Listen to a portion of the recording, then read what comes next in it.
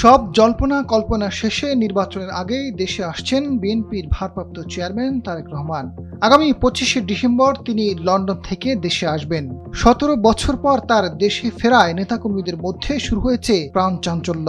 তার প্রত্যাবর্তনকে অবিস্মরণীয় করে রাখতে এরই মধ্যে ব্যাপক প্রস্তুতি রয়েছে দলটির। দেশে ফেরাকে ঘিরে 5 প্রস্তুতি নিয়েছে বিএনপি ও সরকার।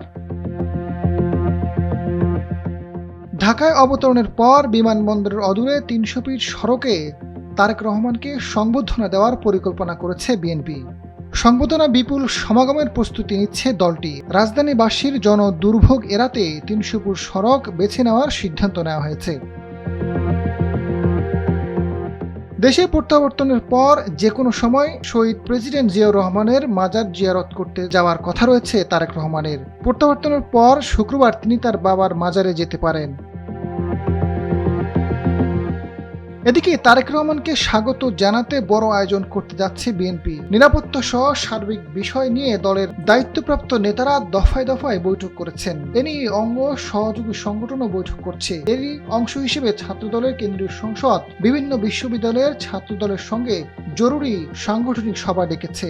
বিএনপি ও এর সহযোগী সংগঠনের নেতাকর্মীদের 24শে ডিসেম্বরের আগে রাজধানীতে আসার জন্য ইতিমধ্যে নির্দেশনা দেওয়া হয়েছে।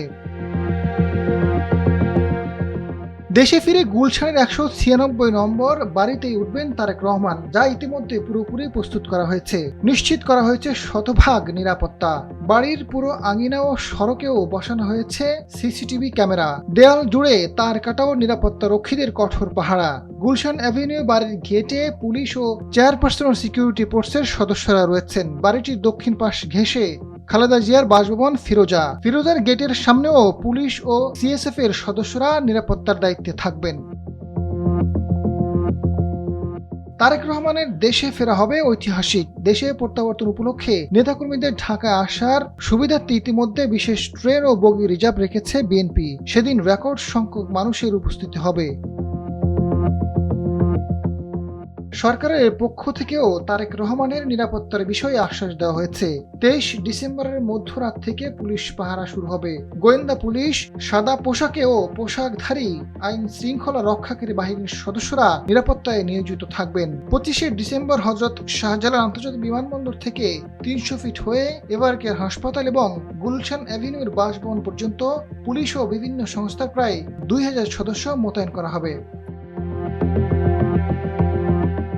বিমানবন্দর থেকে গুলশান পর্যন্ত প্রতিটি থানা এলাকায় পুলিশি নিরাপত্তা থাকবে। সঙ্গে থাকবে পুলিশের স্পেশাল অ্যাক্টস।